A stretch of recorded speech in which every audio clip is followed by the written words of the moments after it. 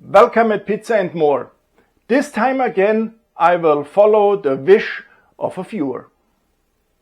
Yeah, I'm Jürgen and we make this time again a dough with a pre-dough with a Poolish.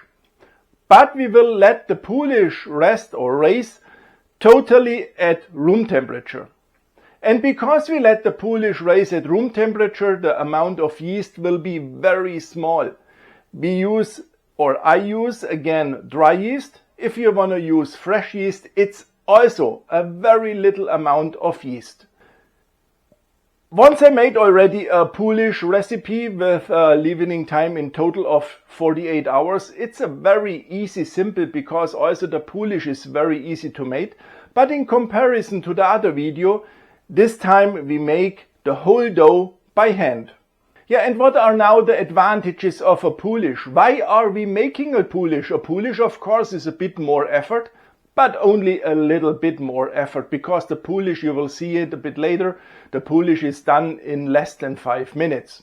So the advantages of a Poolish, of course, are the dough might be at the end very elastic, the dough is very soft, and the taste is a bit a different one than a direct dough. The taste has more flavor and I like Poolish. Another very big advantage is the Poolish is a very weak dough, which means we have the same amount of water as flour in the Poolish. Therefore, it's very easy to create the Poolish or then the main dough afterwards by hand. It's a total different thing than a biga, for example. And last but not least, and one of the main important things is the crust might be a bit more crispy. And also here in this recipe I will use 2 different kinds of flour. For the Poolish I use a flour with a very high baking strength. The reason is the Poolish or the flour in the Poolish leavens far longer than the main dough afterwards. Therefore, for the main dough I use a flour with a medium baking strength. If you are interested in all the important things around the flour, about the W value, about the baking strength, about the protein value and so on, I made a video and the video might be linked in the video description. So if you are interested, please have a look afterwards in the video description and then you can directly click on the link and watch this video as well if you want. As I already said, our dough might have a total leavening time of 48 hours. So 24 hours for the Poolish, and then when we make the main dough, also additional 24 hours. Our dough will have in total hydration of 68%. And now I would say we start with the Poolish. Here we have already the ingredients for our Poolish. This here is a Flour Typo 00. I have 250 grams and as I said already, it's a very high baking strength. By the way, it's not necessary to note something because you will find the whole recipe and the whole procedure as always in the video description. I have here 250 grams of water, the exactly same amount like the flour, and I have here 0.05 grams of dry yeast, and you can see you really need for this very little amount of yeast a precision scale, otherwise it's impossible to balance it correctly. If you want to use fresh yeast, then it's 0.15 grams. Of course, it's a very little amount of yeast, but as I said, we will have the total leavening time at room temperature, and therefore it's required to have really this very little amount of yeast. To create now the Poolish, we need an additional bowl. Here we pour all the water in, then round about 1/3 of the flour and the yeast.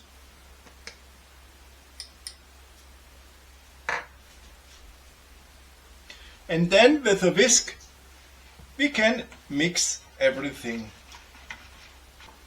And then we add the second third.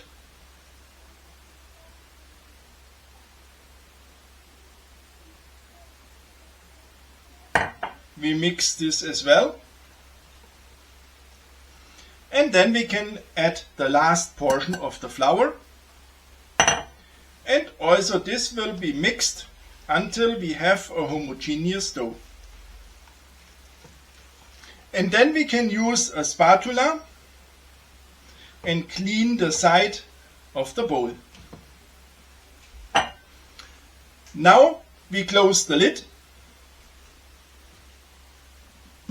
And then we let the Poolish rest, as I said, at room temperature for 16 to 24 hours. 16 to 24 hours at room temperature, our Poolish is ready, and we continue with creating the main dough. The Poolish looks fantastic, you will see the Poolish in a second. And now we start with the Poolish. We start with the main dough, and the main dough will today or this time prepared only by hand.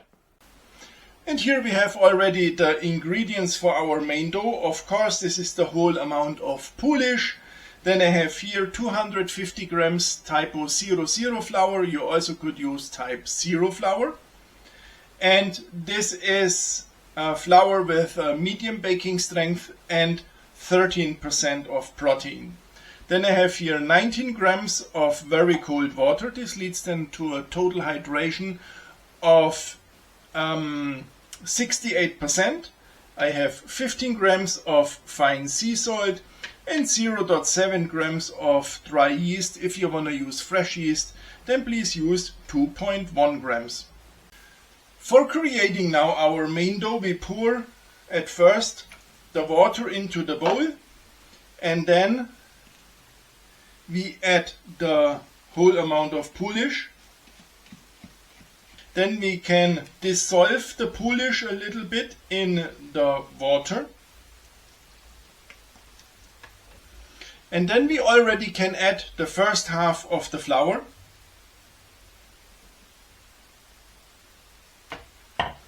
And the yeast.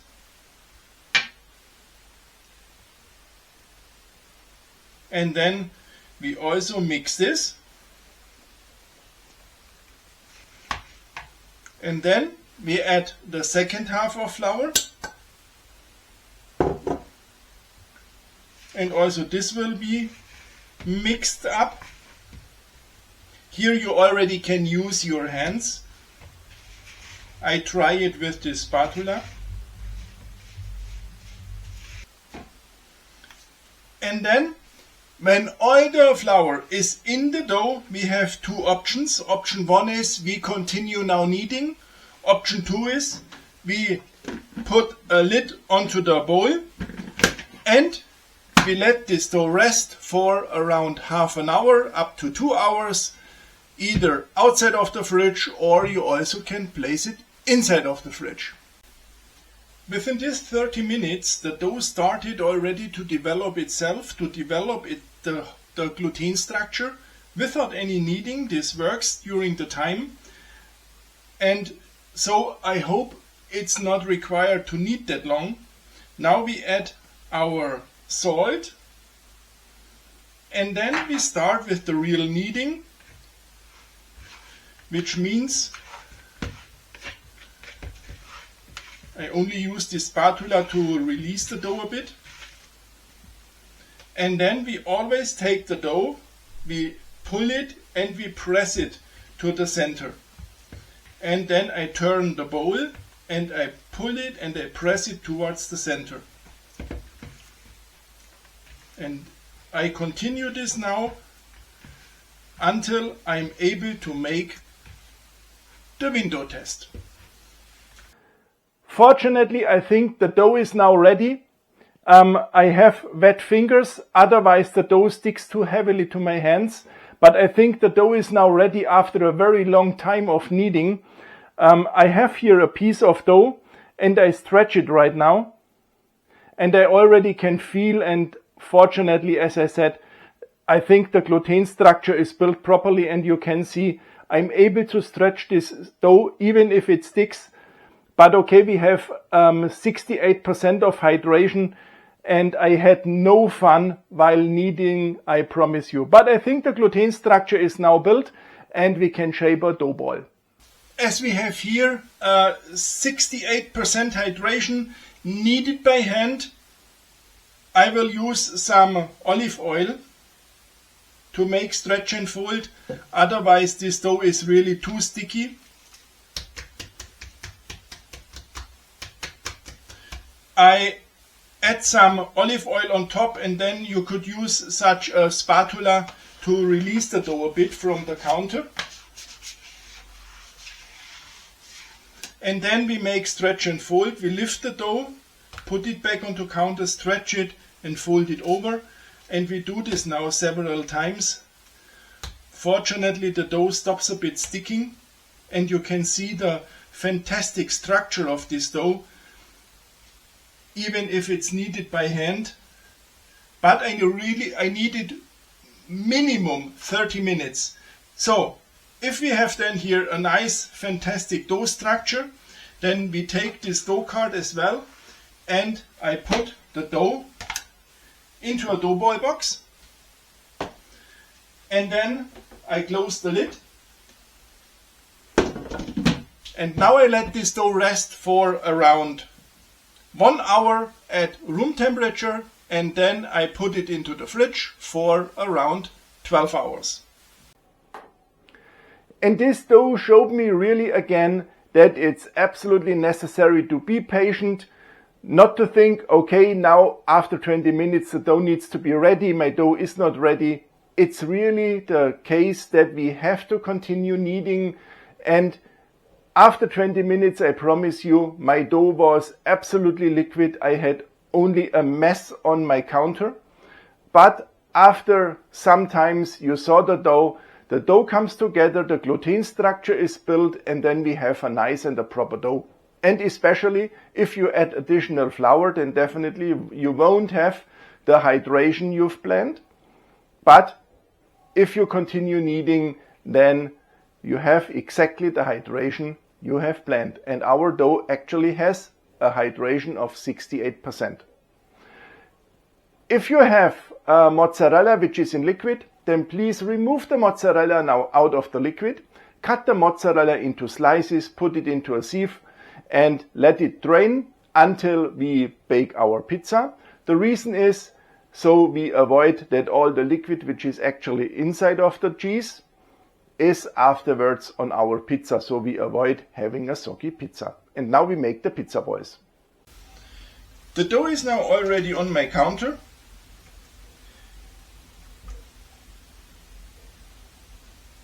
And now we shape 3 pizza balls. In the first instance 3 dough balls with the same weight. I think it will be around 280 grams. The dough balls are now identical. The dough is a bit sticky as it has a hydration, as I said, of 68%. So if it's too sticky for you, you can use olive oil. And for shaping the dough balls, you can make the stretch and fold like we did with the big dough ball. We lift the dough from the left and from the right, put it back, stretch it and fold it over. And so we have the same chance as with the big dough ball. We strengthen again the gluten structure a bit, and the dough ball stops sticking. If we did this several times, you can see already the nice surface of this dough. And then we can do exactly the same. We turn this a bit, and then we pull it, we turn it and we pull it. And then we already have a nice dough ball. And then we have a look at the bottom, if the bottom is closed perfectly, and then the dough ball is ready and comes back into the box. Here we have the 3 dough balls. Now it's important to close again the lid of the box, and then we let them, or we put them back into the fridge, and we let them rise in the fridge, and then round about 4 hours before baking we take them out. Unfortunately, my dough is in the meanwhile overproofed. The reason is my fridge was far too cold, or a bit too cold, let's say it like this. And then I decided to take the dough out of the fridge a bit earlier, but then the sun started shining and then it got warmer, and that's the reason why the dough is now overproofed. But this doesn't matter, so I'm able to show you how to handle a overproof dough, which is very weak, which is super elastic, but how to rescue exactly this dough. Yeah, and here we have now this overproof dough. As you can see, it's almost a mess, but I will show you now how to rescue this dough and how to make also from this dough a nice pizza. At first, it's absolutely important to use really enough semolina.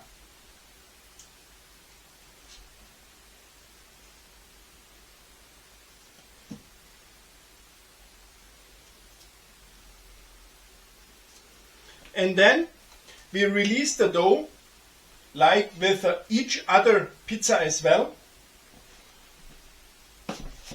If we have such big air bubbles, we can directly open them. And now it's more important than ever to bring enough semolina under the dough.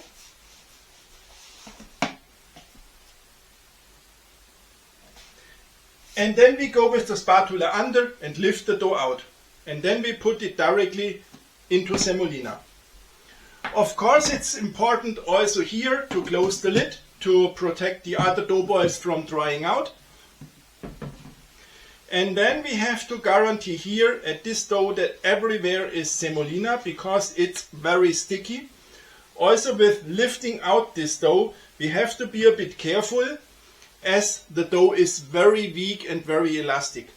If you have not a round shape, like I don't have a round shape, then it doesn't matter.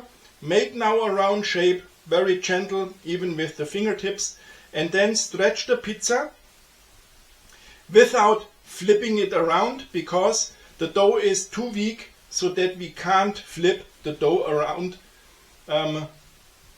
It would be maybe possible, but then there is the danger that we break the dough.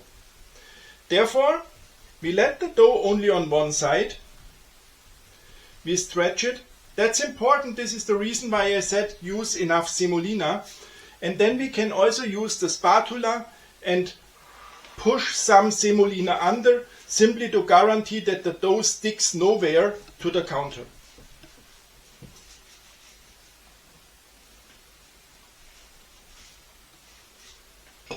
And then, as with the other pizza as well, we take some tomato sauce. If you want to know everything about the tomato sauce, I will link a video in the video description where I explain everything around the tomato sauce and around tomatoes, what to consider when buying tomatoes. But I tiered these tomatoes, these are San Marzano tomatoes, by hand, and then I added only 4 grams of sea salt, and that's it. If you want to add basil or olive oil, feel free to and prepare your pizza sauce as you want. Then I have here some fresh grated Parmesan cheese. Then we add some fresh basil. Then it's time for the mozzarella fior di latte, in my case. And as you can see, fior di latte is cut traditionally into sticks, and the normal mozzarella is cut into slices. That's the reason why I said if your mozzarella is in liquid, then cut it into slices. Then we add some olive oil.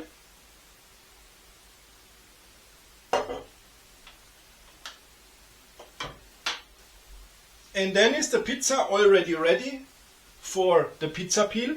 We put some semolina onto the peel, lift the dough and push the peel under. And then we stretch the pizza to its final size. And then it's time for the oven.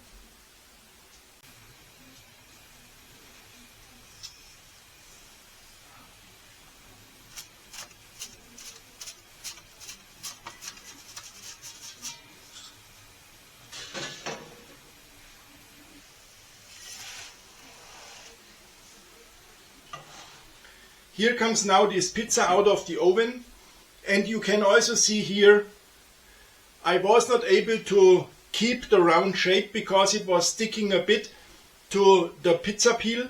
But however, the pizza is not broken, it's still alive. The pizza oven is clean, so everything is fine. And I promise you, the size of the pizza doesn't matter about the taste.